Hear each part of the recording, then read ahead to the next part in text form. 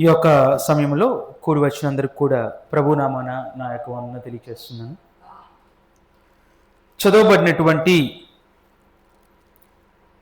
లేఖన భాగాల నుంచి మత్తయి సువార్త 7వ అధ్యాయము 22 నుంచి 27 వరకు ఉన్నటువంటి లేఖన భాగాలు గనక మనం గమనించినట్లయితే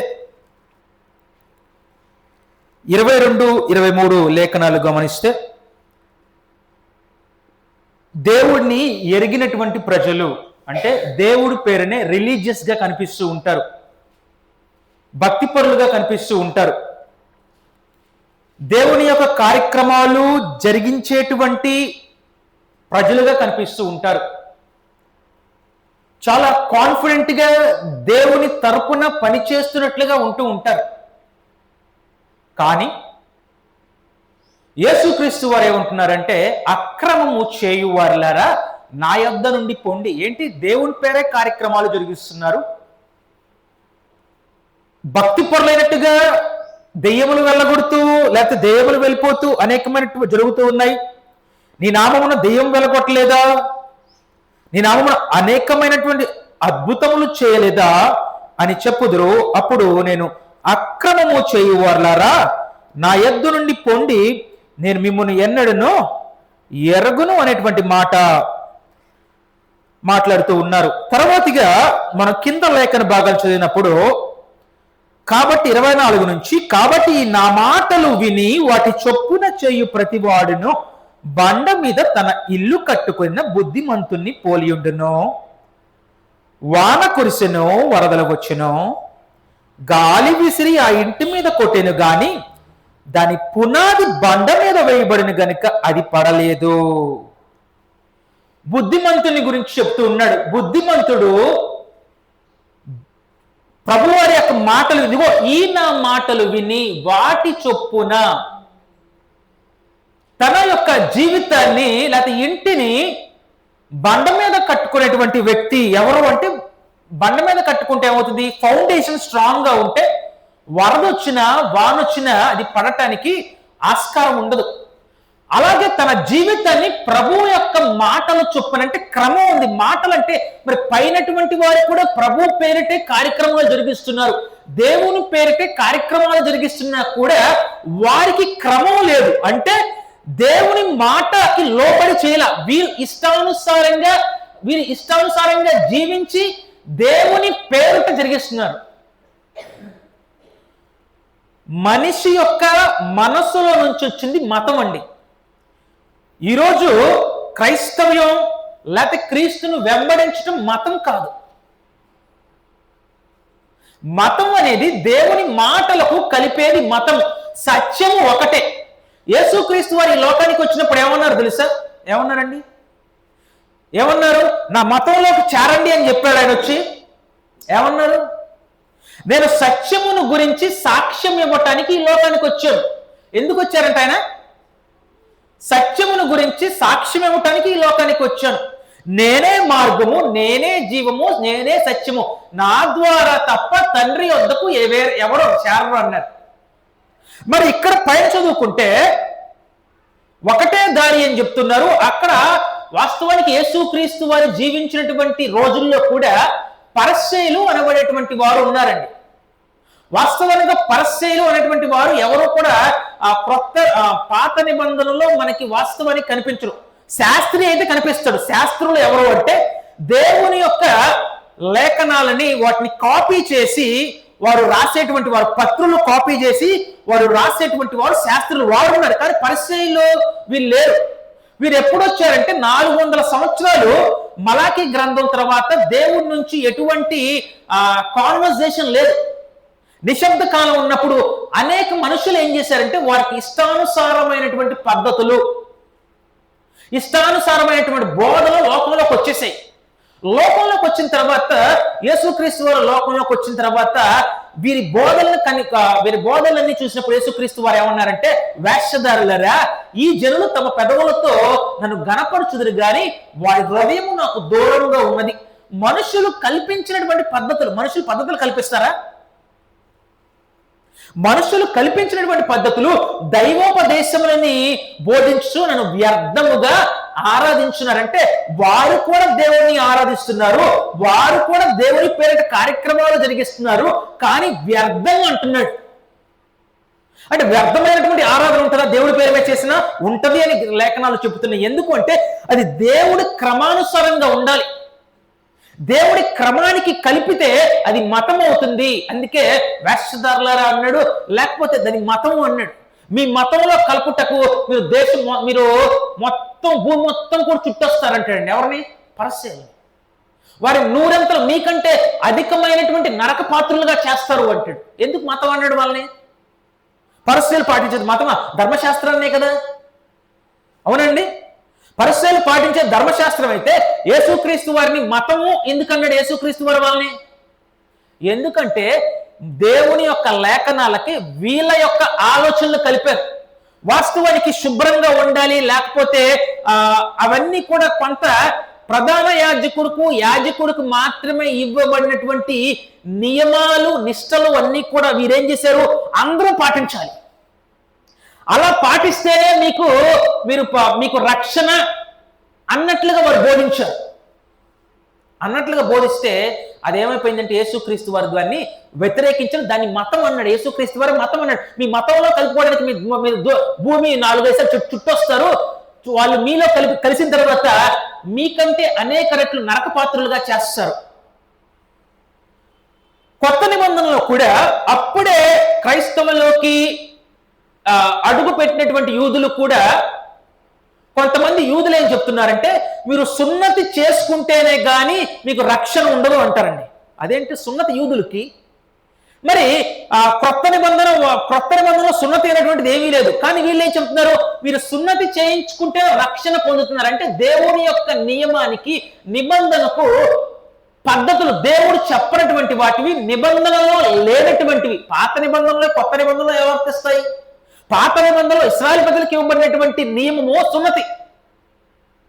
మరి కొత్త నిబంధనలో అదేమీ లేవు, హృదయానికి సున్నతి చేయబడాలి. వీళ్ళేంటంటే అది చేస్తే నువ్వు రక్షించబడతావన్నప్పుడు ఏమవుతుంది? దేవుని యొక్క వాక్యాన్ని కలిపి చెరిపేటువంటి వారుగా అవుతారు. అది మతము అవుతుంది. అందుకే అక్రమము చేయువారులారా నా యొద్ద నుంచి పోండి, నేను మిమ్మల్ని ఎప్పుడు ఎరగను. ఎందుకంటే దేవుడు ఇచ్చినటువంటి క్రమం ఒకటి ఉంది.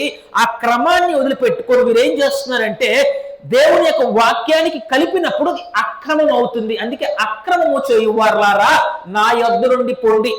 దేవుడు ఏం కోరుకుంటున్నాడో, దేవుని మాటకు లోబడి తన జీవితాన్ని కట్టుకోకుండా మానవుడు ఏం చేస్తున్నాడంటే మనుషుల్ని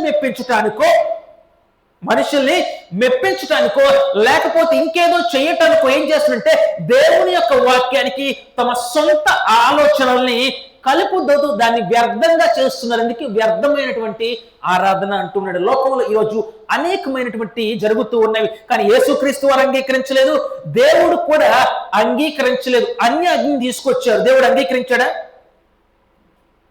ఏదైతే అగ్నే కదా, అన్య అగ్ని తీసుకొస్తే దేవుడు అంగీకరించాడా? అంగీకరించలేదు. వారు శాపగ్రస్తులేడు. యేసుక్రీస్తు వారు అంగీకరించారా? దేవుని యొక్క వాక్యానికి కలిపితే కలపలా. నేను మిమ్మల్ని ఎన్నడూ ఎరగను, అక్రమం చేయలేవారా నా యొద్ద నుంచి పొండి. 24 నుంచి చదువుకుంటే యేసుక్రీస్తు వారు అంటారు, 26లో చదువుదామండి. 26లో మరియు ఈ నా మాటలు విని, అంటే దేవుని మాటలు, క్రీస్తు ప్రభు మాటలు ఎలాగైతే విని సరిపోలేదు, విని విధేయత చూపించాలి. విని ఏం చేయాలా? వింటే సరిపోయిందా? విన్నాడు, వినిన తర్వాత వెళ్ళిపోయి ఇసుక మీద కట్టేసుకున్నాడు అనుకోండి, అక్రమమైనటువంటి మార్గంలోనే జీవిస్తున్నాడు అనుకోండి, దేవుని మాటలకు కలుపుతున్నాడు అనుకోండి, ఏమవుతుంది? కొట్టుకుపోతాడు. అందుకే మరియు నా మాటలు విని వాటి చొప్పున చేయని ప్రతివాడు ఇసుక మీద తన ఇల్లు కట్టుకున్న బుద్ధిహీనుడిని పోలి ఉండును. వాన కురిసెను, వరదలు వచ్చెను, గాలి విసిరి ఆ ఇంటి మీద కొట్టెను, అప్పటిది కూలబడిను, దాని పాటు గొప్పదని చెప్పెను. అయితే యేసు ఈ మాటలు చెప్పి ముగించినప్పుడు జనసమూహంలో ఆయన బోధకు ఆశ్చర్యపడి, అనగా ఆయన వారి శాస్త్రుల వలె కాక అధికారము గలవాని వలె వారికి బోధించును. ఇక్కడ 2 వ్యక్తులు కనిపిస్తున్నారు. ఒకటి బుద్ధిమంతుడు, రెండవది బుద్ధిహీనుడు. బుద్ధిహీనుణ్ణి ఇంగ్లీష్లో ఫూలిష్ అన్నాడు. ఫూలిష్. ఈ బుద్ధిహీనుణ్ణి ఇంకా తెలుగులో ఫూలిష్ అనేటువంటి పదానికి తెలుగులో చాలా రకాలైనటువంటి తర్జుమా చేశారు. వెర్రివాడు అన్నాడు, వ్యర్థుడా అన్నాడు, వెర్రివాడా అన్నాడు, బుద్ధిహీనుడు అన్నాడు, లేకపోతే అనేకమైనటువంటి పర్యాయ పదాలు వాడినప్పటికీ ఇంగ్లీష్లో మనకు ఫూలిష్ అనేటువంటి ఒక పదం కనపడుతుంది. అయితే ఈ యొక్క సమయంలో ఫూల్స్ అకార్డింగ్ టు గాడ్, దేవుని దృష్టిలో బుద్ధిహీనులు ఎవరో, దేవుని దృష్టిలో బుద్ధిహీనులు ఎవరో అనేటువంటి విషయాన్ని గురించి మనము ఆలోచన చేద్దాము. అయితే చూసినట్లయితే మొదటిగా దేవుని దృష్టిలో బుద్ధిహీనులు ఎవరు అంటే, ఈ బుద్ధిహీనులు అనేటువంటి మాట మనకి ఎన్నిసార్లు కనపడుతుందంటే 73 సార్లు కనిపిస్తుందండి. అసలు సామెతల్లో అయితే, కీర్తనలో అయితే foolish foolish fool fool fool fool fool అనేటువంటి విషయం అన్నిసార్లు కనిపిస్తుంది. అంటే వారిని ఏదో డిమైన్ చేయడానికో తక్కువ చేయడానికి రాయబడలేదు, కానీ సత్యం ఒకటైతే ఆ సత్యాన్ని వెంబడించకుండా తన హృదయంలో తనకు సత్యానికి వ్యతిరేకంగా కలిపేటువంటి వాడు, లేకపోతే సత్యాన్ని పక్కకు తోసేసి తన ఇష్టానుసారంగా నడిచేటువంటి వాడిని బుద్ధిహీనుడు. అవునండి. ఎందుకంటే వరదలు వస్తున్నాయి, వానలు వస్తున్నాయి, తుఫాను వస్తుంది, ఇసుక మీద కట్టుకుంటే ఏమంటారు? నీకు అన్ని రాళ్ళు ఉన్నాయి, అన్నీ ఉన్నాయి, నువ్వు కట్టుకోవాల్సిందేంటి ఫౌండేషను, నీకు అన్ని సౌకర్యాలు, నువ్వు కట్టుకోవాల్సింది లేదు, ఇసుక మీద కట్టుకున్నాడు అనుకోండి,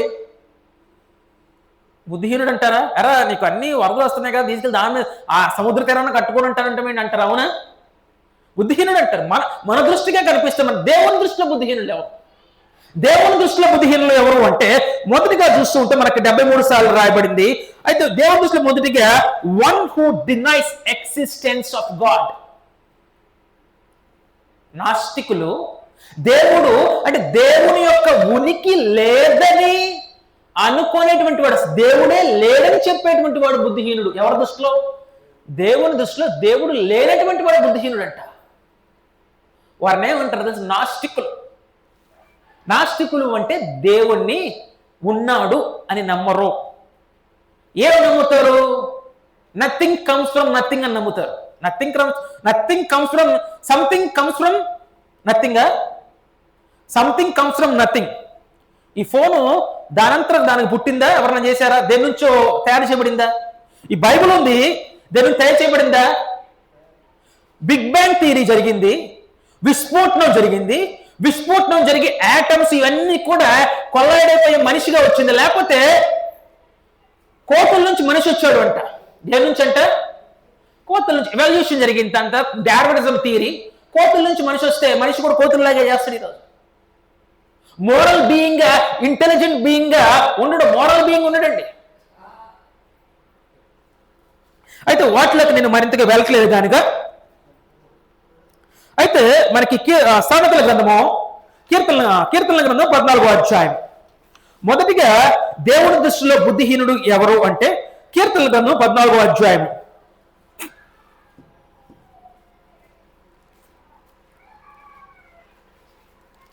1వ వచనంలో ఈ విధంగా మాట్లాడుతూ ఉంటాడు.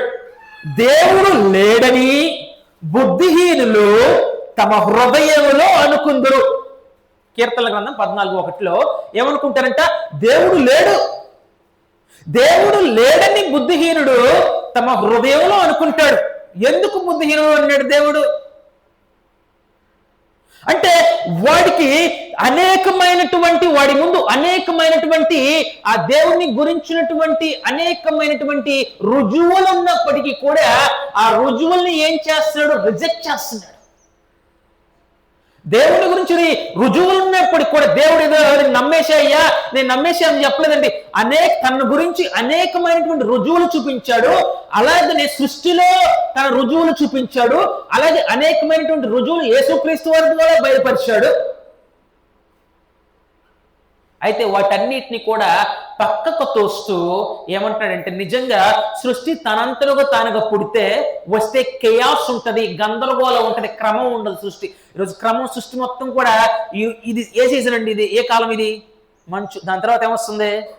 మన దగ్గర దేశాన్ని బట్టి, ప్రాంతాన్ని బట్టి ఉన్నటువంటి ఈక్వేటర్ నుంచి ఎంత దూరంలో ఉంటున్నాము, భూమిలో ఎటు సైడ్ ఉంటున్నాము అనేటువంటి దాన్ని బట్టి మనకేమవుతుంది, ఆ యొక్క సీజన్స్ అనేవి వస్తున్నాయి. అవునండి, సీజన్స్ అనేవి క్రమంగా వస్తున్నాయి. ఎలాగా ఈ సీజన్ తర్వాత నెక్స్ట్ సీజన్ తర్వాత సమ్మర్ వేసవి కాలం తర్వాత మనకి వర్షాకాలం, ఇలాగా ఆ కాలాలన్నీ కూడా క్రమంగా వస్తూ ఉన్నాయి.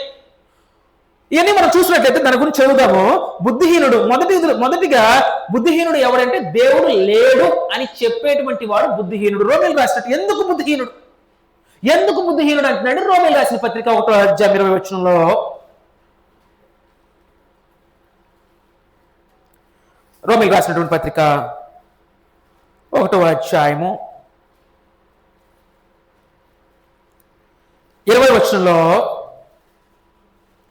ఆ 19వ చదువుదామండి. ఎందుకనగా దేవుని గురించి తెలియశక్యమైనదేదో అది వారి మధ్య విశదమైనది, దేవుడు వారికి విశదపరచును. అంటే దేవుని గురించినటువంటి దేవుడు ఉన్నాడు అనేటువంటి అనేకమైనటువంటి రుజువులు దేవుడు వాస్తవానిగా సృష్టిలోనే ఉంచాడు. నువ్వు ఎక్కడ దేవుడు లేడు అని అనడానికి ఆలోచన లేదు. నీకేమి ఇచ్చాడు? బ్రెయిన్ ఇచ్చాడండి. ఫ్రీ విల్ కలిగినటువంటి మానవులుగా చేశాడు. ఆలోచించి మంచి చెడు ఏంటో తెలుసుకునే వివేచన ఇచ్చాడు. కుక్కలకి జంతువులకి తెలియదని మంచి చెడు తెలియదు.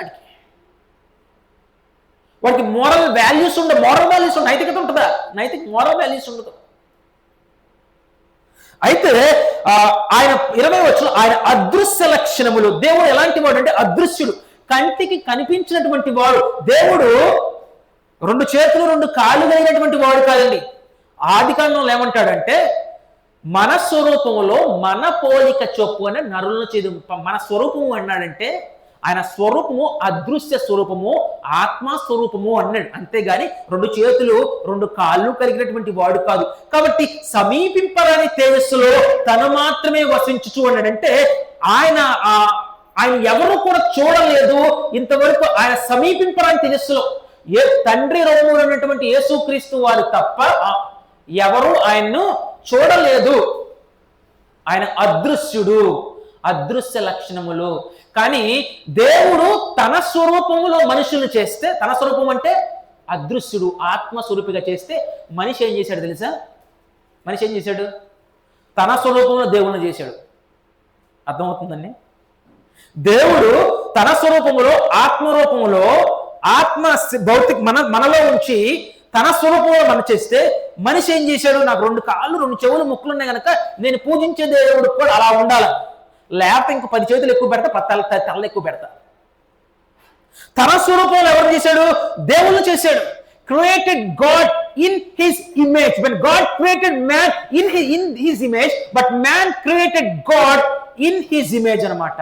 2 కళ్ళు 2 చేతులు 10 చేతులు 10 తలలో పెట్టేటువంటి మానిగా దాన్ని కొలవటం మొదలు పెట్టాడు. లేకపోతే నాకు ఇది గాలిస్తుంది కనుక చెట్టును కొలుస్తాను, నాకు వెలుగిస్తుంది కనుక సూర్యుని కొలుస్తాను. అసలు వెలుగు సూర్యుడు ఎన్నో దినాన చేశాడండి? 4వ దినాన సూర్యుని చేశాడా? 4వ దినాన. మరి మొదటి 3 రోజుల పరిస్థితి ఏంటి? ఫస్ట్ రోజు భూమిని ఆకాశమును కలుగుగా కంటే కలిగింది. భూమి ఉంది. మనకి ఆ పగలు రాత్రి కావాలంటే భూమి తనంతట తాను తిరిగితే ఒక దినము ఒక రాత్రి వస్తుంది. 24 hours తన చుట్టూ తాను తిరిగితే. అదే సూర్యుని చుట్టూ తిరిగితే ఒక రొటేషన్ కంప్లీట్ అయితే 365 రోజులు. పగలు రాత్రి రాకమునిపే, సూర్యుడు లేకమునిపే వెలుగు ఎక్కడదే? ముందే వెలుగుని చేశాడు. అవునా? ఆదికాండంలో చూస్తే మనకి ఒక్కసారి డౌట్ ఉంటే ఒక్కసారి ఆదికాండం వెళ్ళిపోదామండి. మళ్ళీ ఇక్కడికి వద్దాము. ఆదికాండం 1వ అధ్యాయంలో ఆది అందు 1:1 ఆది అందు దేవుడు భూమి ఆకాశమును చేసిన. భూమిని ఆకాశం ఉంది అంటే ఆకాశంలో అన్ని భూమి ఉంది, ఆకాశం ఉంది.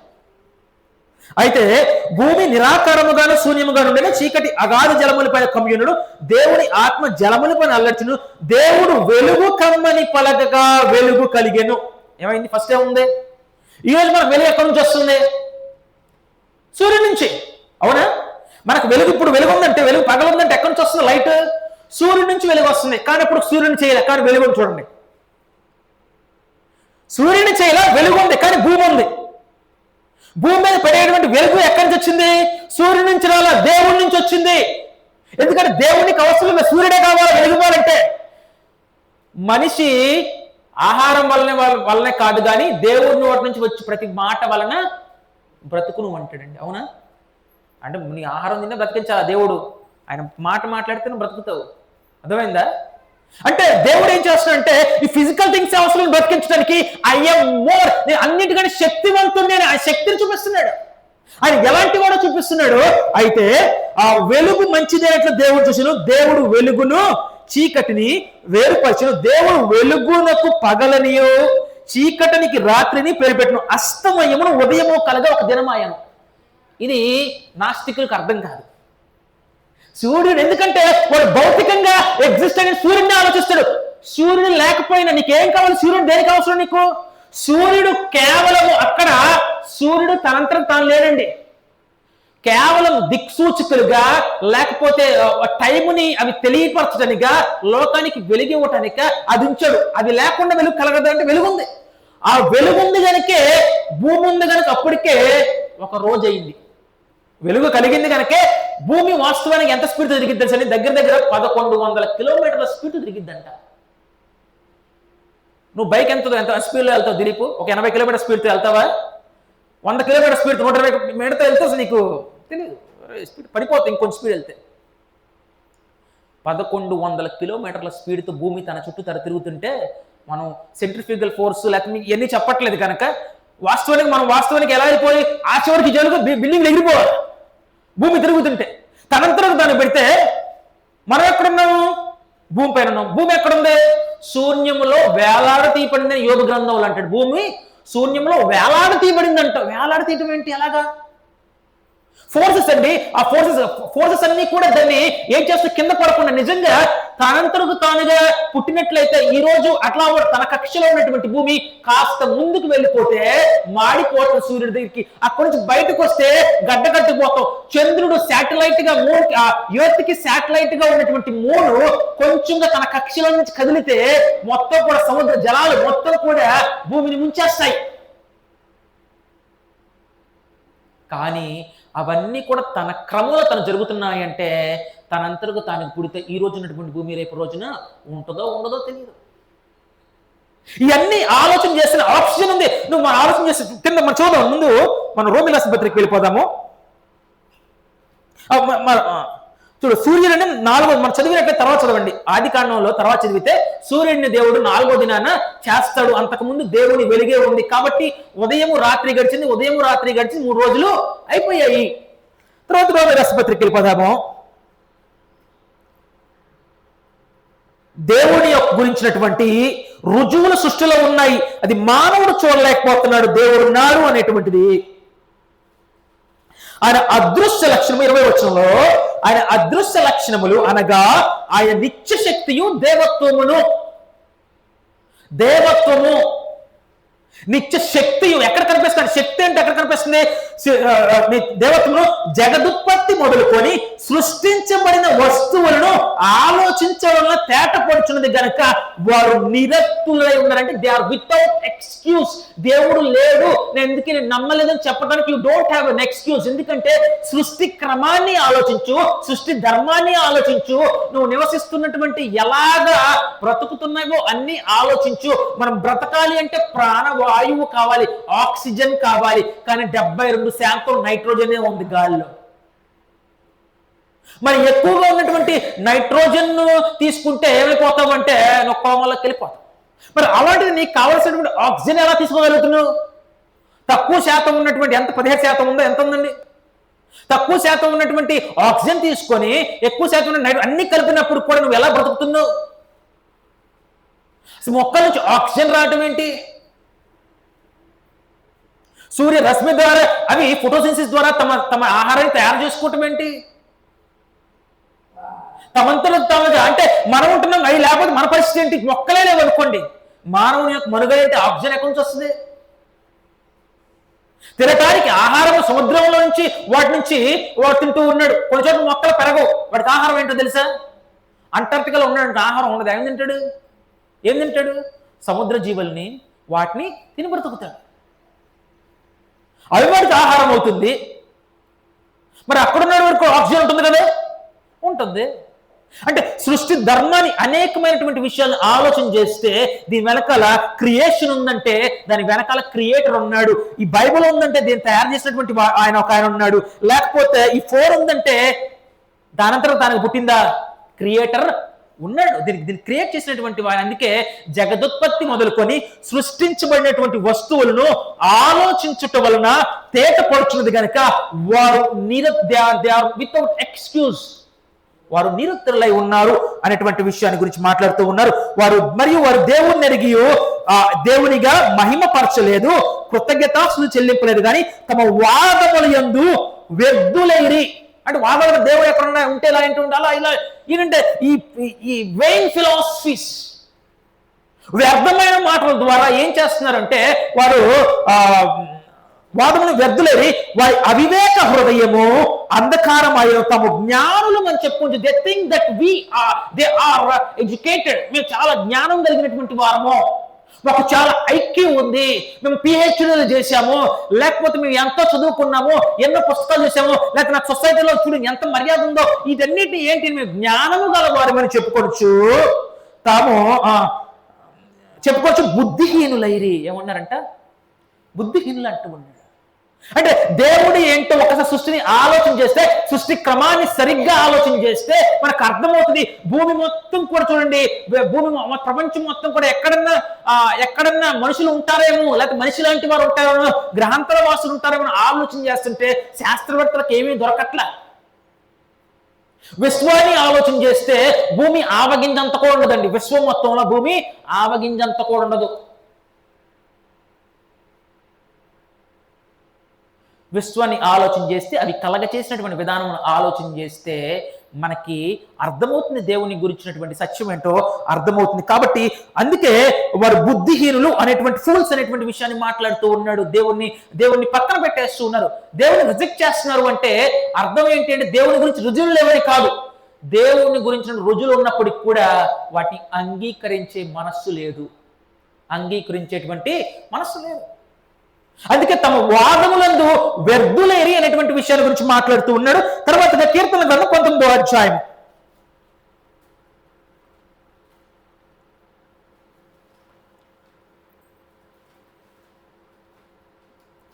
కీర్తన గ్రంథము 19వ అధ్యాయం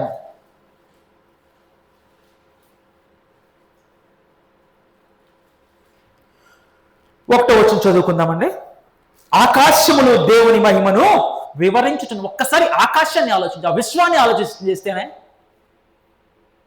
ఆకాశములు దేవుని మహిమను ఏం చేస్తున్నాయి అంటే వివరించుచున్నవి, అంతరిక్షములు ఆయన చేతి పనిని ప్రచురపరుచున్నవి.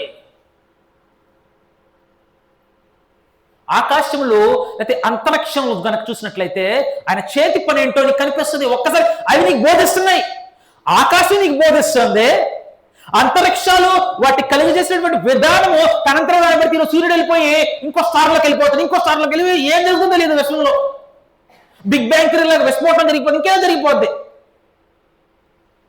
అవేం చేస్తున్నాయి? మనకు బోధ చేస్తున్నాయి. నాస్తికుడు అనేటువంటి నీవు, బుద్ధిహీనుడుగా ఉన్నట్టు నీకు ఇదిగో దేవుడు ఒకడున్నాడని నీకు బోధ చేస్తున్నాయి, వివరించున్నవి. పగటికి పగల బోధ చేయుచున్నదంట. పగటికి పగల బోధ చేయడం ఏంటి? పగలు నీకు బోధ, పగలు వస్తుంది, తర్వాత రాత్రికి రాత్రి జ్ఞానము తెలుపుతున్నది.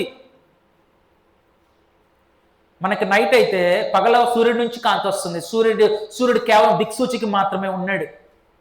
సూర్యుడి కంటే ముందు కాంతి ఉంది, దానికంటే ముందు రోజులు గడిచాయి. 3 రోజులు అస్తమయము ఉదయము కలిగిందంటే నువ్వు సూర్యుడిని నాకు సోర్స్ ఆఫ్ లైట్ ఆయన కనుక అయ్యా నీ నుంచి అని దండం పెట్టకుండా ఉంటాం, దాన్ని మొక్కకుండా ఉండటం కోసం దానికంటే దాన్ని కలగ చేసినటువంటి వాడు ఒకడున్నాడు అనే విధానంలో దేవుడు తన శక్తిని మొదటి 3 దినాలు చూపించాడండి.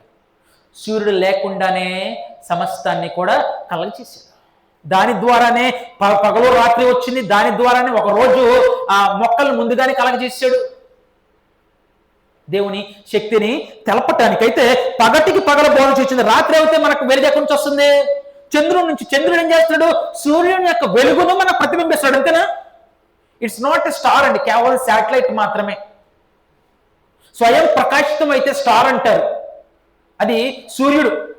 సూర్యుడి నుంచి కొంత కాంతి తీసుకొని చంద్రుడు ప్రతిబింబిస్తున్నాడు. పగటి రాత్రి ఏం చేస్తుంది? రాత్రి మనకి మరల పగలు వస్తుంది, బోధ చేస్తున్నాయి, అది బోధ చేస్తున్నాయి. వాటికి భాష లేదు, మాటలు లేవు, వాటికి స్వరము వినపడదు. వాటి కొల్ల చదువుకున్నట్లేదు ఇక్కడ. అంటే మనకి వాస్తవంగా ప్రపంచంలో కూడా, లోకంలో కూడా కలగ చేసినటువంటి అన్ని కూడా నీకు దేవుడు ఉన్నాడు అని నీతో బోధ చేస్తున్నాయి, వాటికి భాష లేనప్పటికీ, అవి మాట్లాడలేనప్పటికీ అనేటువంటి విషయం. కాబట్టి you are without excuse to say that there is no God. దేవుడు లేరని చెప్పడానికి నువ్వు బుద్ధిహీనుడు అంటూ ఉన్నాడు. కీర్తన గ్రంథం 139వ కీర్తన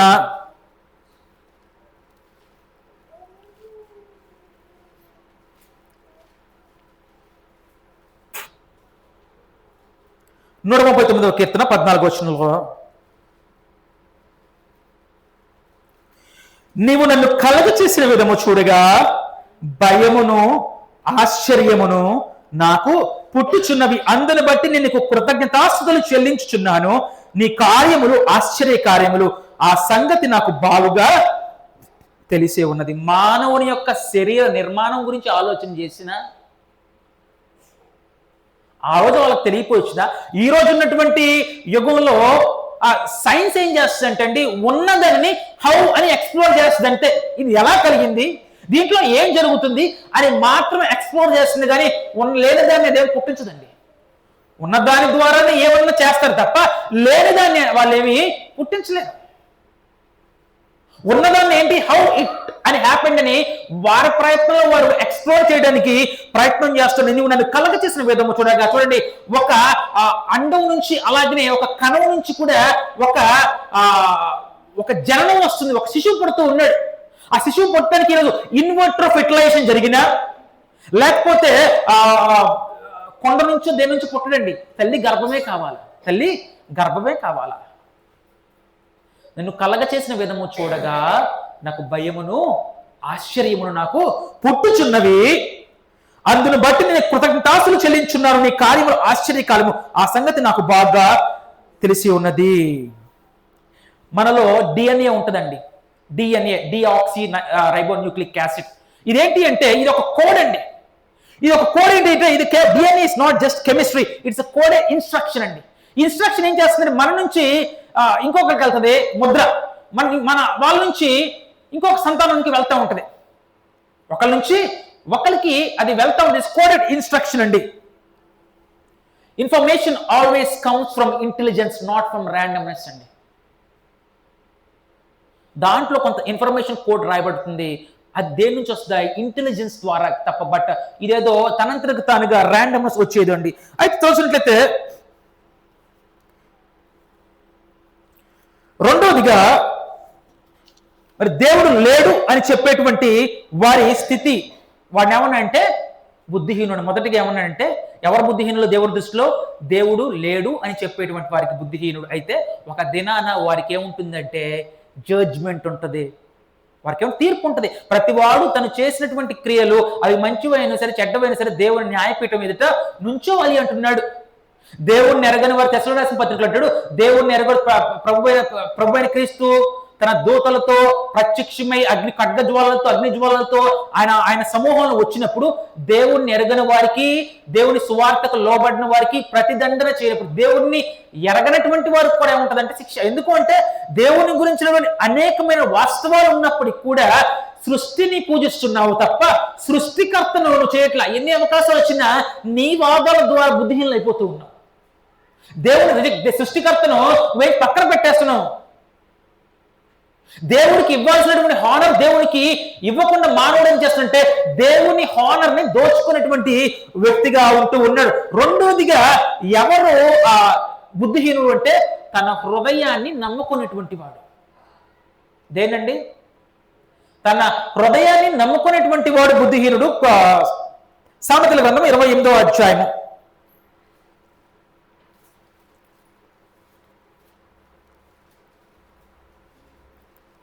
సామెతల గ్రంథము 28వ అధ్యాయము 26వ వచనంలో, తన మనస్సును నమ్ముకున్నవాడు బుద్ధిహీనుడు, జ్ఞానముగా ప్రవర్తించువాడు తప్పించుకును. తన మనసును who trust in his own heart is a full. English లో హార్ట్ అన్నాడు, తెలుగులో మనస్సు అన్నాడు. అదేంటారు అనుకుంటున్నారా?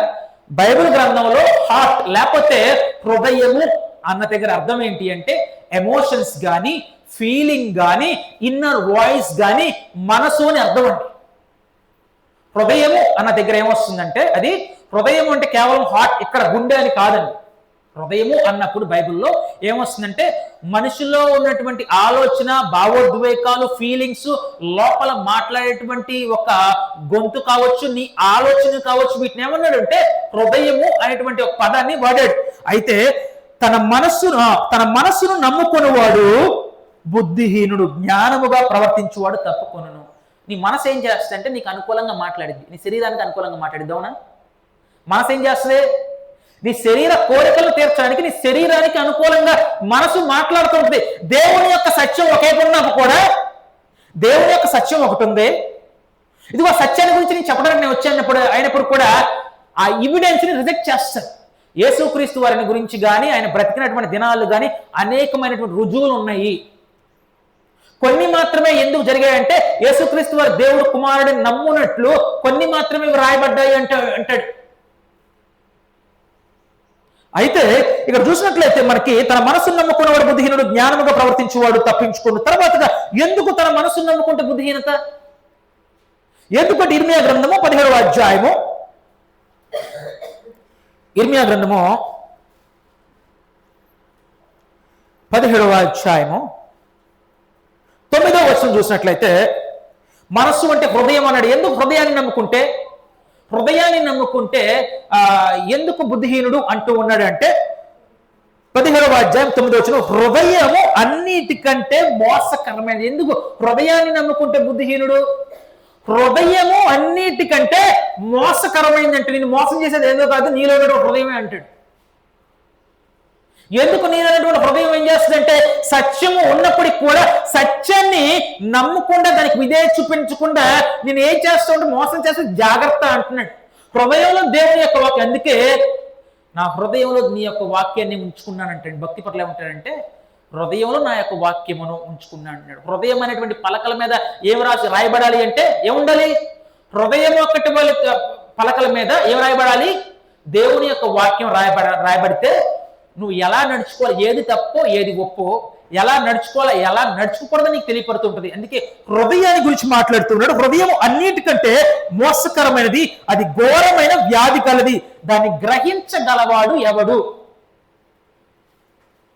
అన్నిటికంటే వ్యాధి కలది, మోసకరమైనది, జాగ్రత్త అనే విషయం తెలుస్తారు. చాలాసార్లు ఏం చేస్తారంటే humans experts at self justification అండి. సాధారణంగా హృదయం ఎలా మోసం చేస్తుందో తెలుసా? అది తప్పు అని నీకు చూపించినా సమర్థించుకునే ప్రయత్నం చేస్తూ ఉంటారు. నువ్వు తప్పుడు దారిలో ఉన్నా అని చెప్పినా హృదయం ఎందుకు మోసకరమైంది? హృదయం ఎలాంటిది తెలుసా అండి? హృదయం నేను మిర్రర్ లాంటిదే. హృదయం మిర్రర్ లాంటిదే. నువ్వు ఏం చెప్తే నీకు శరీరానికి ఏది నచ్చితే అదే దారిలో వెళ్ళమంటది. అది దిక్సూచి కాదు, నీకు కరెక్ట్ అయినటువంటి రూట్ చూపించడానికి రూట్ చూపించలేదు.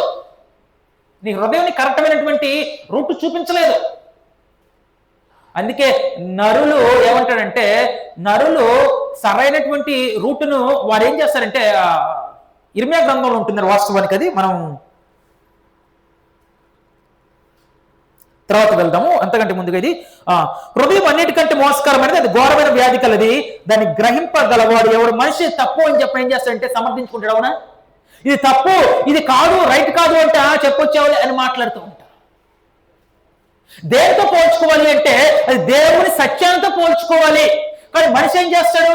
తన హృదయంతో, తన ఎమోషన్తో, తన ఫీలింగ్తో, తన ఆలోచనతో అది కరెక్ట్ కాదని పోల్చుకుంటాడు. అందుకే మోసపోతూ ఉంటాడు, బుద్ధిహీనుడు అంటూ ఉన్నాడు.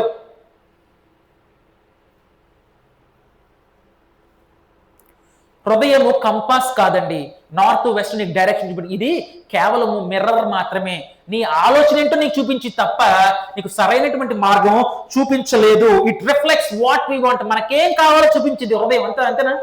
హృదయం ఏం చేస్తుంది చూసుకున్నావు అనుకో, నీకేం కావాలో చెప్పింది. దేవుడు ఏం కోరుకున్నాడో చెప్పదు. దేవుడు ఏం కోరుకుంటున్నాడో అది చెప్పదు. కాబట్టి హృదయం మోసకరమైంది అనేటువంటి విషయాన్ని ఇక్కడ మాట్లాడుతూ ఉన్నాడు. ఆ విషయంలో జాగ్రత్తగా ఉండాలి. అలాగే చూసినట్లయితే ఇలాగా హృదయంలో ఒక ఆలోచన పట్టుకొని దేవుని మాట వినకుండా, దేవుని మాటకు లోబడకుండా ఉన్నటువంటి ఒక మనిషి ఉన్నాడు. ఆయన పేరు నామాన్.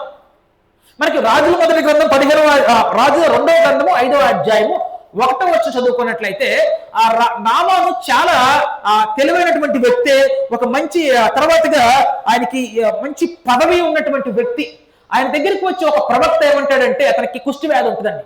కుష్టి వ్యాధి ఉన్నప్పుడు ప్రవక్త ఏం చెప్తాడు అంటే, అయ్యా నీ కుష్టి వ్యాధి తగ్గాలంటే ఫలానా దేవుని ద్వారా ఆయనకి కుష్టి వ్యాధి తగ్గిద్ది అని తెలుసుకున్న తర్వాత ఆ ప్రవక్త వచ్చేసి, ఇదిగో నువ్వు వెళ్ళిపోయి యెరూషలేములో ఉన్నటువంటి ఆ యొక్క యోర్దాన్ నదిలో మునుగు.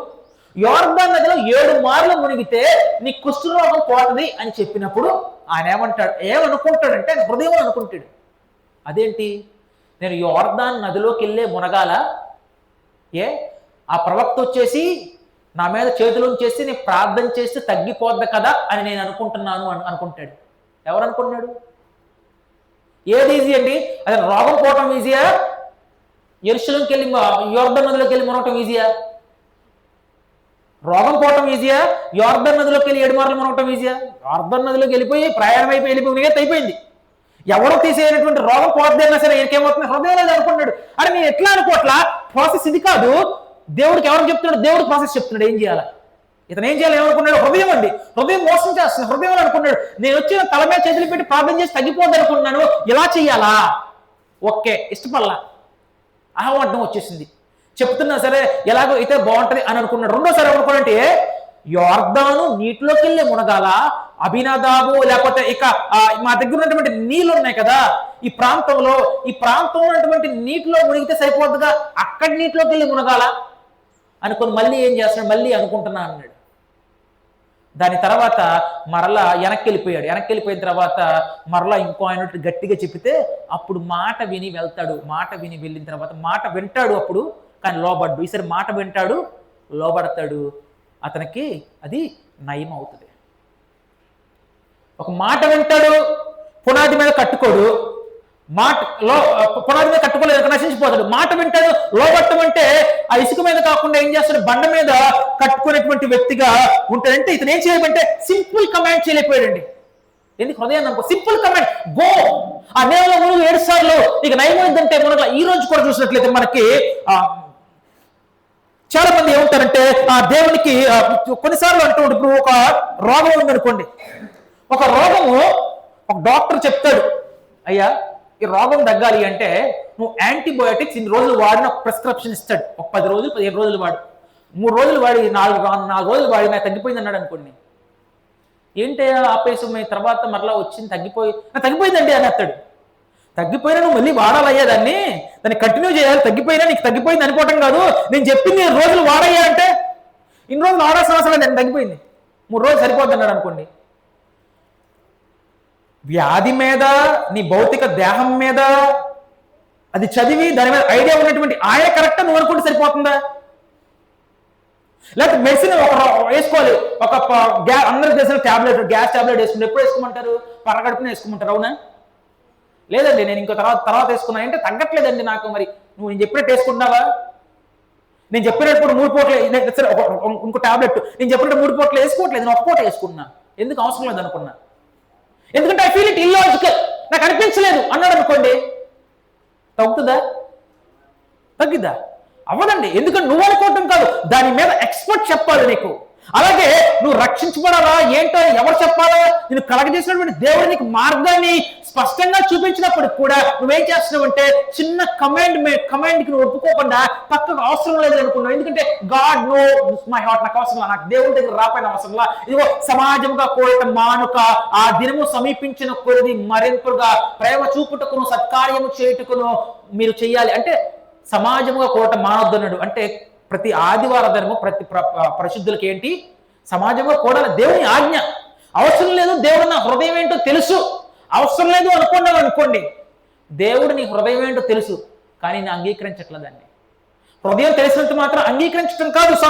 సామెతల గ్రంథం 3వ అధ్యాయము, సామెతల గ్రంథం 3వ అధ్యాయము వచనము, సామెతల గ్రంథము, దేవుడు నా హృదయం తెలుసులే అనుకున్నటువంటిది డేంజరస్ స్టేట్మెంట్ అండి, డేంజరస్ స్టేట్మెంట్. సామెతల గ్రంథం 3వ అధ్యాయము 5వ వచనం నుంచి, నీ స్వబుద్ధిని ఆధారము చేసుకొనక, దేన్ని ఆధారం చేసుకోవద్దు? నీ సొంత బుద్ధిని, సొంత మనసు, నీ సొంత హృదయాన్ని, నీ సొంత జ్ఞానాన్ని ఆధారం చేసుకోవద్దు. నీ స్వబుద్ధిని ఆధారం చేసుకొనక నీ పూర్ణ హృదయముతో యెహోవా యందు నమ్మిక ఉంచాలి. నీ పూర్ణ హృదయంతో యెహోవా యందు నమ్మిక ఉంచుము. నీ ప్రవర్తన అంతటి యందు ఆయన అధికారమును కోరుకోను. అప్పుడు ఆయన త్రోవలను సరాలను చేయడం అవసరం లేదులే. ఆయన నా పూర్ణ హృదయంతో ఆయనకు లోబడాల్సిన అవసరంలా. ఆయన మాట వింటా, ఆయన చెప్పించేయను. పూర్ణ హృదయంతో లోబట్టం కాదు, స్వబుద్ధిని ఆధారం చేసుకుంటే నువ్వు మోసపోతావు, బుద్ధిహీనుడు అయిపోతూ ఉంటావు. నేను జ్ఞానిని కదా అని నీవు అనుకోవద్దు. నాకు అన్నీ తెలుసులే, నేను జ్ఞానిని అవసరం లేదు. నా రక్షణ పొందాలంటే నేను బాప్తిస్మా తీసుకోవాలా అవసరం లేదు. కళ్ళు మూసుకొని ప్రార్థన చేస్తే రక్షణ వస్తుంది. నువ్వు జ్ఞానివి కాదు, అజ్ఞానివి అంటున్నాడు గ్రంథం. లేకపోతే ఇలా కూర్చుంటే చిలకరింపు తీసుకుంటే బాప్తిస్మా కదా, అవసరం లేదు. ఎందుకన్నాడు? నేను జ్ఞానిని కదా నీవు అనుకోవద్దు, యెహోవా యందు భయభక్తులు కలిగి చెడుతనమును విడిచిపెట్టము అనేటువంటి విషయాన్ని గురించి మాట్లాడుతున్నాడు. తర్వాత 4వ అధ్యాయం 23, 4వ అధ్యాయము సామెతల గ్రంథము 4:23లో, నీ హృదయములో నుండి జీవదారులు బయలుదేరును. చూడండి ఏమన్నాడు? ఒకప్పుడు హృదయం మోసకరమైంది అన్నాడు, హృదయంలో నుంచి జీవదారులు. ఎప్పుడు జీవదారులు బయలుదేరతాయి? దేవుని యొక్క వాక్యము నీ హృదయం అనేటువంటి పలకల మీద రాయబడితే నువ్వు ఎటు అడిగేయాలి, ఎటు వేయకూడదు, ఏం నడుచుకోవాలి, ఏం చేయాలి, ఏం చేయకూడదు, నీ చూపు ఎలా ఉండాలి అని ప్రతిదీ కూడా ఏం చెప్తుంది? దేవుని యొక్క వాక్యం మీరు చెప్తుంది. నీ ఆలోచన ఎలా ఉండాలి అనే విషయం దేవుని యొక్క వాక్యం చెప్తుంది. మనుషుల ఆలోచన ఎలా ఉందంటే, నిర్భయ రేపు తెలుసండి, నిర్భయ ఢిల్లీలో ఒక ముగించుకొని 10 తర్వాత అనుకుంటండి, 10 తర్వాత ఆమె తన స్నేహితుడితో కలిసి బస్సులో వెళ్తూ ఉంటుంటే ఆ బస్సులో ఉన్నటువంటి వాళ్ళందరూ కూడా భయంకరంగా రేప్ చేసి ఆమెను ఇంకా ఎంత ఘోరం అంటే చదివితేనే అసలు అది అంత ఘోరం అనిపిస్తుంది. ఇంత క్రూరులు చేస్తారు, ఇలాగా ఇంత క్రూరులు చేస్తారా?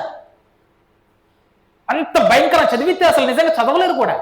వాళ్ళు చేసినటువంటి ఆ యొక్క అరాచకాన్ని అంత భయంకరంగా ఆమెని హింసించారండి. హింసించినప్పుడు వారందరినీ కూడా ఒకరిని జైల్లో పెట్టి తర్వాత వారు విచారం చేస్తే వాడి మాట ఏమన్నాడు తెలుసా? వాళ్ళలో ఎటువంటి మంచింటి అమ్మాయి అయితే ఆ రాత్రిపూట అలా తిరగదు అన్నాడు. అంటే ఏ మంచింటి అమ్మాయో కాదు వీడు చెప్పేస్తున్నాడు. ఒకనొక గాంధీజీ గారు ఏమన్నారు అందరూ తెలుసు, అర్ధరాత్రి స్త్రీ ఒంటరిగా తిరిగితే అప్పుడు నిజమైన స్వతంత్రం అన్నాడు. అంబేద్కర్ గారు ఏమన్నా తెలుసా? అంబేద్కర్ గారు ఆయన ఏమన్నాడంటే స్త్రీల యొక్క హక్కుల కొరకు పోరాడినటువంటి ఆయన స్త్రీ ఉద్యోగం చేస్తున్నాం, చదువుకుంటున్న కారణం ఏంటో తెలుసండి? ఒకనొక ఆయన వాస్తవానిగా చేసినటువంటి దేవుడు కొంతమంది నడిపిస్తూ ఉంటాడు ఆ విధంగా. అయితే ఆయన ఏమంటే, I measure the progress of the country by the way the అమ్మాయిలు అక్కడ డెవలప్ అయినటువంటి విధానాన్ని బట్టి నేను అది కంట్రీ డెవలప్ అయిందా లేదా అని నేను కొలుస్తాను అన్నాడు. అంటే వాస్తవానికి చూసేటే అసలు ఆ రేపిస్ట్ ఏమన్నాడంటే, మంచింటి అమ్మాయి అయితే ఆ ఉద్యోగం మానుకొని 10ంటికి వెళ్తుంది. 10ంటికి వెళ్తుంటే వాడు ఎలా సమర్థిస్తున్నాడు? వాడు చేసిన తప్పు కాకుండా సమర్థిస్తున్నాడు. అది దేవుని యొక్క వాక్యం తెలుస్తున్నాడు. ఏమంటాడు తెలుసా? ఇదిగో ఒక స్త్రీని మోహపు చూపుతో చూస్తేనే ఏమన్నాడు? నువ్వు అప్పుడే వ్యభిచరించినటువంటి వ్యక్తి అవుతుంది. అందుకే దేవుని యొక్క వాక్యం ఎక్కడ ఉండాలి? హృదయం అనేటువంటి పలకల మీద రాయబడితే ఏది తప్పో ఏది ఒప్పో చెప్తుంది. ఆ స్త్రీ రావాలా? ఒంటరిగా ఉందా? నడిచి వెళ్తుందా? బైక్ మీద వెళ్తుందా? ఖాళీగా ఉందా? స్కర్ట్ వేసుకుందా? ఇది చూడండి, సమాజం అలా ఉండదు. అందుకే హృదయము ఏం చేస్తాడు అంటే ఇలాగ తన యొక్క తప్పుల్ని అనేక మంది ఈరోజు లోకంలో ఉన్నటువంటి ఆలోచన అది. నీ హృదయం అనేటువంటి పలకల మీద ఏం రాయబడాలో? దేవుని యొక్క వాక్యం రాయబడితే ఏది తప్పు ఏది ఒప్పు అనేటువంటి విషయాన్ని నీకు నేర్పుతుంది. హృదయం అనేటువంటి, అందుకే నీ స్వబుద్ధిని ఆధారం చేసుకుని అంటూ ఉన్నాడు. నీ హృదయంలోంచి జీవదారులు బయలుదేరి జాగ్రత్త. హృదయం మోసకరమైంది. హృదయాన్ని నమ్ముకుంటే నువ్వేం చేస్తుందంటే ఇది కూడా వచ్చి నాశనానికి వెళ్ళిపోతుంది. నీకేమి కావాలో అదే చేస్తుంది. అదే హృదయంలో దేవుని యొక్క వాక్యం ఉంటే హృదయంలోంచి జీవదారులు బయలుదేరుతాయి. కాబట్టి అన్నిటికంటే ముఖ్యముగా నీ హృదయం భద్రంగా కాపాడుకో. దేవుని యొక్క వాక్యం ద్వారా దాన్ని కాపాడుకో. హృదయము జాగ్రత్త. అది స్వబుద్ధిని ఆధారం చేసుకోవద్దు. కాబట్టి ఒకవేళ ఈ స్వబుద్ధిని ఆధారం చేసుకున్నావా అది మోసం చేసి then you are a pool.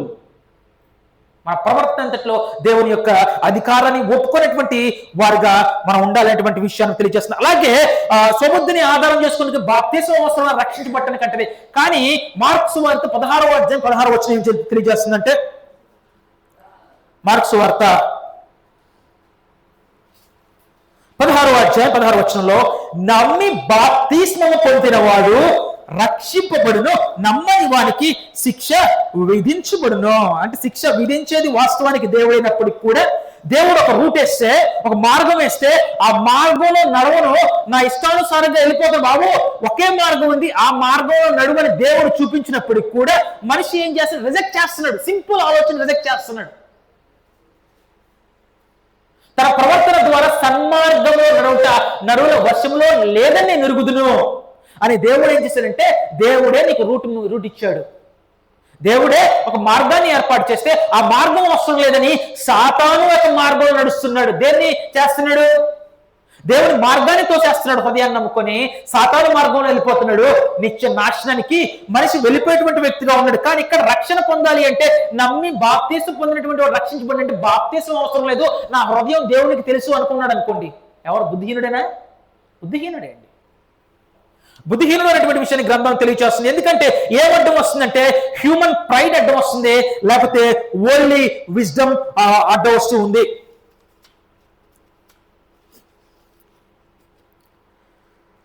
తర్వాతగా ఇంకా ఎవరు దేవుని దృష్టిలో బుద్ధిహీనుడు అంటే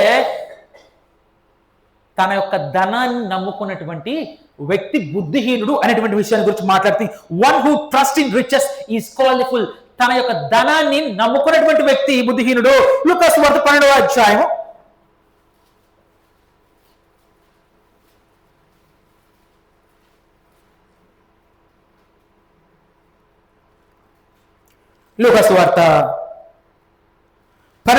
15వ వచనంలో, మరియు వారితో ఏ విధమైన లోభమునకు ఎడబియక జాగ్రత్త పడి ఒకని కలిమి విస్తరించుట వాని జీవమునకు మూలము కాదనను. ఏమనుకుంటున్నాడు? ఒక ధనవంతుడు ఏమనుకుంటే మనిషి ఒక ఆలోచన ఎలా ఉండాలంటే ఈ ధనము ఏదైతే ఉందో బ్రతకటానికి అవసరమైనది, శాశ్వతమైంది కాదు. నీవు నీ కుటుంబము సుఖముగా బ్రతుకు నిమిత్తం అవసరం, అంతేగాని ఆ ధనమే జీవితం కాదు అనేటువంటి, అది అశాశ్వతమైనది అనేటువంటి విషయాన్ని గురించి మాట్లాడుతుంటే మనిషి ఆలోచన ఏంటంటే ధనము కోసమే ప్రాకులాడుతూ ఉంటాడు. మొదట ఆయన రాజ్యమును నీతిని వెతికితే నీకు కావలసినవన్నీ కూడా దయచేస్తానంటాడు. ఆకాశ పక్షులను చూడండి, అవి విత్తము కోయవు, అయినప్పుడు కూడా దేవుడు వాటిని పోషిస్తున్నాడు కదా.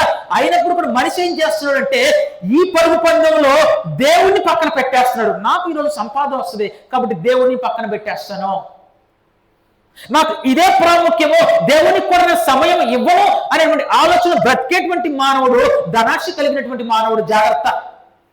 నిన్ను కలగ చేసినటువంటి దేవునికే నువ్వు సమయం ఇవ్వనటువంటి స్థితిలో నరుడు ఒక పోటీలో వెళ్ళిపోతూ ఉన్నాడు. అదేం చేస్తుందంటే నీతో తనతో పాటు తీసుకువెళ్ళిపోద్ది. అది దేవుని మార్గంలో కాకుండా తనతో పాటు తీసుకువెళ్ళిపోద్ది. అందుకే మరియు ఆయన వారితో ఏ విధమైన లోపంలోకి ఎడమేక జాగ్రత్త పడి ఒకని కలిమి విస్తరించుట వాని జీవములకు మూలము కాదు. నీకు డబ్బు ఎక్కువ అవుతుందంటే జాగ్రత్త, దాని విషయంలో జాగ్రత్తగా ఉండాలి. అది నీ మనిషి ఏమనుకుంటే మనిషి ఇక్కడ దేన్ని బట్టి అంటే డబ్బు నీకు కలగటంలో తప్పు కాదు, దేవుడు ఆశీర్వాదం పొందుకుంటే మంచిదే, కానీ అదే నాకు జీవాన్ని ఇస్తుంది, నా ప్రాణమా తిను. కింద చదువుకుందామండి ఒకసారి. మరియు ఆయన వారితో ఉపమానం చెప్పాను. దాని గురించి ఎగ్జాంపుల్ చెప్తూ ఉన్నారు. ఒక ధనవంతుడు భూమి సమృద్ధిగా పండెను. అప్పుడు అతను నా పంట సమకూర్చుకున్నట్టు నాకు స్థలము చాలదు కనుక నేనేమి చేతునని తనలో తాను ఆలోచించుకొని నేను ఇలాగూ చేతును, నా కొట్లు విప్పి వాటికంటే గొప్ప వాటిని కట్టించి అందులో నా ధాన్యమంతటిని నా ఆస్తిని సమకూర్చుకొని నా ప్రాణముతో ప్రాణమా అనేక సంవత్సరములకు విస్తారమైన ఆస్తి నీకు సమకూర్చబడి ఉన్నది, సుఖించుము, తినము, త్రాగుము, సంతోషించుమని చెప్పుకొందును కొని. అయితే దేవుడు వెర్రివాడు ఏమన్నాడు వారిని? ఇక్కడ ఇలాంటి వ్యక్తిని ఉన్న ఫూలిష్ అన్నాడు. మళ్ళీ ఎవరు వెర్రివాడు? తన ధనము మీద కేవలము నమ్మకం కలిగినటువంటి దేవుడు ఉన్నాడు, నాకు సమస్తాన్ని దయచేసినటువంటి వాడు దేవుడు అనే ఆలోచన లేకుండా నాకు ధనము ఉంది, నాకు ఏ లోటు లేదు అనే ఆలోచన కలిగినటువంటి మానవుడు వెర్రివాడు అంటూ ఉన్నాడు. ఎందుకు వెర్రివాడు తెలుసా? వెర్రివాడా, ఈ రాత్రి నీ ప్రాణమును అడుగుచున్నారు, నీవు సిద్ధపరిచినవి ఏ మగునని అతనితో చెప్పను. నువ్వు సిద్ధపరుచుకున్నావు చూసావా, దీని ఉంటే నాకు సమస్తమైన హెల్త్ ఉంటుంది, ఈ సమస్య నాకు లోటే ఉండదు అని ఆలోచన అని ఒక ఆలోచన, యాటిట్యూడ్ అండి. ఇది దేవుడు ఇచ్చాడు, దేవుడి కృతజ్ఞత తెలియచేసి నేను దీని ద్వారా బ్రతుకుతున్నాను, ఇది అశాశ్వతమైన ఆలోచన కలగటం ఒకటి. లేకపోతే ఇది ఉంది కనుక నాకు ఏ కొరత లేదు, నాకు అవసరం లేదు, నాకు దేవునితో పని లేదు ఆలోచన కడిగినట్లుగా జీవించడం వేరు. దేవునితో పని లేదంటే దేవుడు అని అప్పుడప్పుడు చెప్పుకుంటారు ప్రార్థన, అది కాదండి. ప్రతిరోజు కూడా నీ జీవితంలో అది దేవుని చేత దయచేయబడింది, ఆయన ద్వారానే కలిగింది. కాబట్టి అన్నిటికంటే ముఖ్యమైనది ఆయనకు సమయం ఇవ్వటం అనే ఆలోచన కలగటం. కొంతమంది పెట్టించుకుంటారు, ఎక్కడ ప్రార్థనలు పెట్టించుకుంటా అంటారు, అట్లా అది కాదండి. దినచర్యలో దేవుడి చేత నాకు దయచేయబడింది అనే ఆలోచన కలిగి ఉండటం. ఎందుకంటే నరుల ఆయువు ఎలాంటిది అంటే అది వేపర్ లాంటిది. ఇదిగో వేపర్ లాంటిది, ఏ దినము ఎక్కడ ఉండదో తెలియదు, ఏ దినము ఎలా ఉంటుందో తెలియదు కనుక ఇదిగో ఒకనొక యాకోబు రాసిన పత్రిక 4వ అధ్యాయము 13వ వచనం, ఎందుకు ఫూలిష్, ఎందుకు వెర్రివాడు, తన ధనాన్ని నమ్ముకునేటువంటి వెర్రివాడు అని అన్నాడంటే, యాకోబు రాసిన పత్రిక 4వ అధ్యాయం 13వ వచనంలో ధనాన్ని నమ్ముకునేటువంటి వాడు ఏమనుకుంటాడంటే, నేడైనను రేపైనను ఒకానొక పట్టణంలోకి వెళ్ళి అక్కడ 1 సంవత్సరం ఉండి వ్యాపారము చేసి లాభము సంపాదించము రండి అని చెప్పుకునే వాళ్ళరా, వెళ్ళిపోదాం, సిటీకి వెళ్ళిపోదాం, మనం అక్కడికి వెళ్ళిపోదాం, ప్రాంతానికి వెళ్ళిపోదాం, వాళ్ళ ప్రాంతానికి వెళ్ళిపోయి వ్యాపారం చేద్దాం, లేకపోతే ఇంకేదో పని చేద్దాం, సంపాదించుకుందాం రండి అని చెప్పుకుని వారులారా, లాభము సంపాదించము రండి చెప్పుకునే వారులా రేపేమి సంభవించునో మీకు తెలియదు. మీ జీవము ఏ పాటిది, మీరు కొంతల సేపు కనబడి అంతలోనే మాయమైపోవు ఆవిరి వంటి వారు. ఎంతకాలం అండి మానవుని యొక్క శరీరము ఫూలిష్ అనుకుంటే అంటే నీ ఎప్పుడు యవ్వనంగా ఉంటానని ముసలివాడు కాడు అనుకునేటువంటి వాడు వెర్రివాడా? వెర్రివాడే. నేను ఎప్పుడు యవ్వనంగా ఉంటాను, ముసలివాడు కాను, నాకు సావే లేదు అనుకున్నాడు వెర్రివాడనా? వీడేంటి ఎట్ట మాట్లాడుతున్నాడు అనుకుంటా, వెర్రివాడాడు. అది మనకు అర్థం. దేవుని దృష్టిలో ఏంటి? దేవుని దృష్టి ఎలా చూస్తుంటే ఇది టెంపరీ 60, 70, 80, 90, 100 సంవత్సరాల జీవితానికి దీని కొరకు నిత్య జీవాన్ని ఇచ్చేటువంటి పర్మనెంట్ గా ఉండేటువంటి జీవితాన్ని వదిలిపెట్టుకుంటే వెర్రివాడా జ్ఞాన? మరి మనిషి ఏం చేస్తున్నాడు? ధనాన్ని నమ్ముకుంటూ దేవుని పక్కన పెట్టేస్తూ ఆ జీవించేటువంటి వ్యక్తిని ఏమన్నాడంటే దేవుడు వెర్రివాడు అన్నాడు. ఎందుకంటే రాత్రిని ప్రాణాన్ని అడిగేస్తాను, సంపాదించిన నీవు ధనాన్ని నమ్ముకొని జీవిస్తున్నావు చూసావా, ఆ ధనం నీకు అక్కర్రాదా, నీకు మరణ సమయం నీకు అక్కడికి వస్తుందా? అయ్యా నీకు ఇంత ఇస్తాను, నన్ను బతికించేయంటే నా చేతిలో లేదంటాడు. ఆయన ఏం చేయగలడు? అంతవరకే చేయగలడు. డాక్టర్ అయినా ఎంతవరకు చేయగలడు? దేవుడు ఆయుష్ ఇస్తేనే చేయగలడు. ఏమన్నా దేవుడు ఒకే అంటేనే చేయగలడు.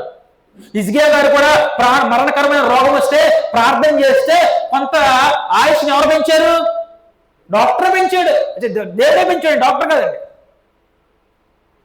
దేవుడే పెంచాడు. దేవుడు ఎవరి చేతిలో ఉంటుంది? సమస్తాన్ని చేసిన దేవుడి చేతిలో ఉంటుంది. సూర్యుడు లేకుండానే వెలుగునిచ్చినటువంటి దేవుడు, గుర్తుపెట్టుకోండి. సూర్యుడు లేకుండానే అప్పుడు దాకా లేనటువంటివి, ఉనికిలో లేనటువంటివి కలుగును దాకా అంటే అవి కలిగాయి. కనుక మన ఆలోచన ఎలా ఉండాలంటే ప్రభు మీద కనుక ప్రభువు చిత్తమైతే మనము బ్రతికి ఉండి ఇది చేతుమని చెప్పుకొనవలను. బ్రతికి ఉండి మనము ఇది చేతుమని చెప్పుకొనవలని అనేటువంటి విషయాన్ని గురించి మాట్లాడుతున్నాడు. కాబట్టి trusting temporary system for eternal security is irrational అండి. Trusting temporary. ఈరోజు ప్రతిరోజు కూడా సైన్స్ లో ఎంట్రోపీ అంటారు. ఎంట్రోపీ అంటే ఒక రాయి ఉందనుకోని ఏమైపోతుంది, రోజు రోజుకి అది ఇనుము ఉందనుకో తినేస్తుంది, బయట అది అయిపోతుంది, తినేస్తుంది, అయిపోద్ది. దాని పని ఇనుము ఉందనుకోండి, బయట ఐరన్ పెట్టాడు, అది గాలికి ఆక్సిజన్ ఏమైపోద్ది, లైమ్ అయిపోద్ది, ఒకరోజు తినేస్తుంది, తుప్పు తినేస్తుంది. అంటే శిథిలమైపోద్ది. మనిషి కూడా ఒకరోజు శిథిలమైపోతాడు, ఒకరోజు శిథిలమైపోతాడు. నువ్వు దాన్ని నమ్ముకొని బ్రతికావా, నీ దాని కొరకు దీన్ని వదిలేసుకున్నావా, దేవుని వదిలేసుకున్నావా, నీ నాశనానికి వెళ్ళిపోతావు. అందుకే దేవుడు ఫూలిష్ అన్నాడు, ఉట్టిగల్లా బుద్ధిహీనుడు అన్నాడు. తన శరీరాన్ని నమ్ముకొని తన ధనాన్ని నమ్ముకుంటే బుద్ధిహీనుడు, అవి లయమైపోతాయనేటువంటి విషయాన్ని గురించి మాట్లాడుతూ ఉన్నాడు. అయితే మనం చివరిగా కొన్ని వచనాలు చదువుకుందామండి. తిమోతి రాసిన మొదటి పత్రిక 6వ అధ్యాయము.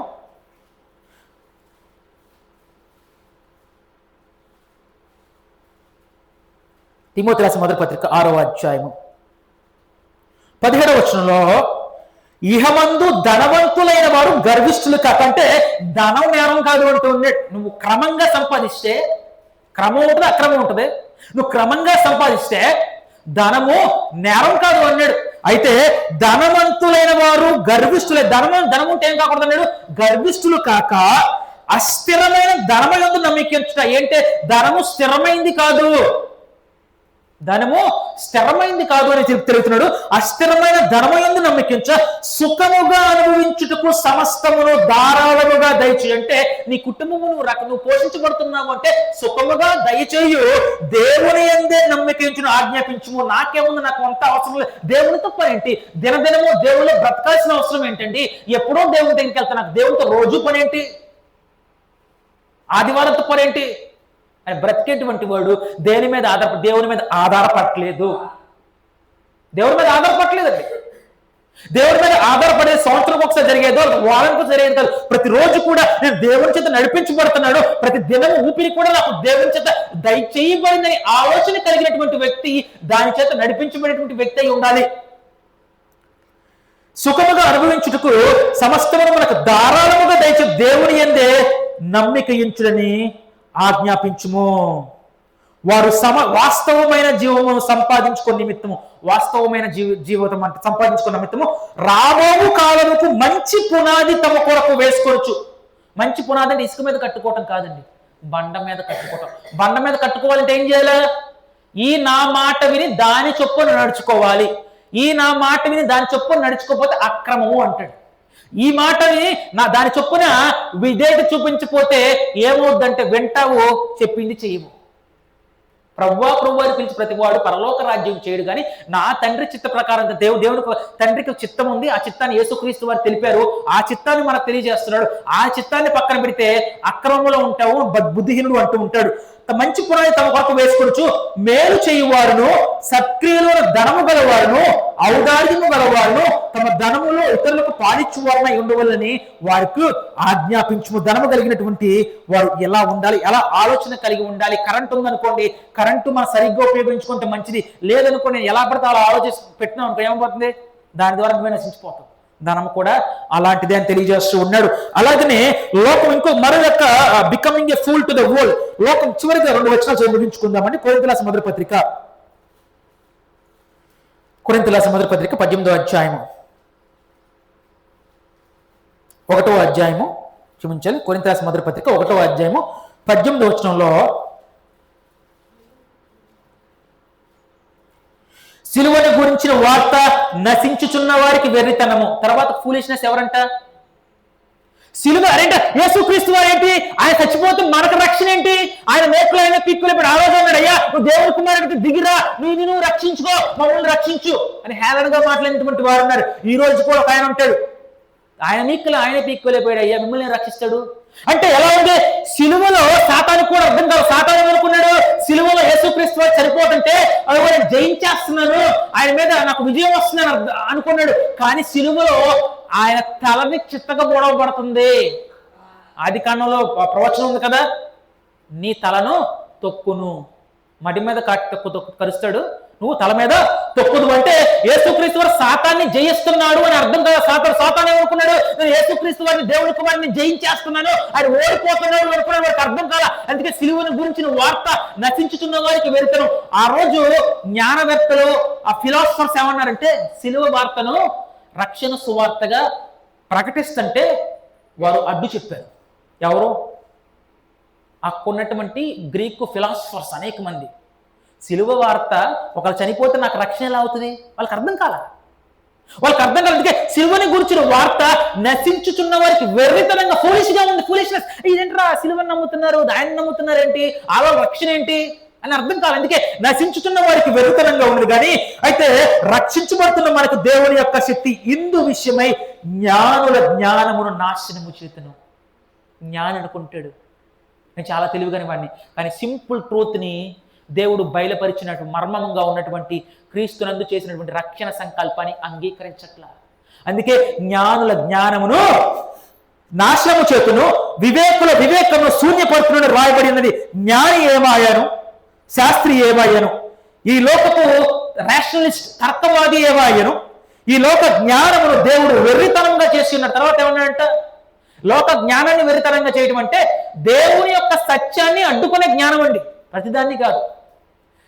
దేవుని యొక్క సత్యాన్ని అడ్డుకునేటువంటి ఈ జ్ఞానము అని చెప్పబడేటువంటి తర్క వాదం ఏదైతే ఉందో, మితండవాదం, అది ఏంటి అంటే దేవుడు వెర్రితనంగా చేస్తున్నాడు కదా.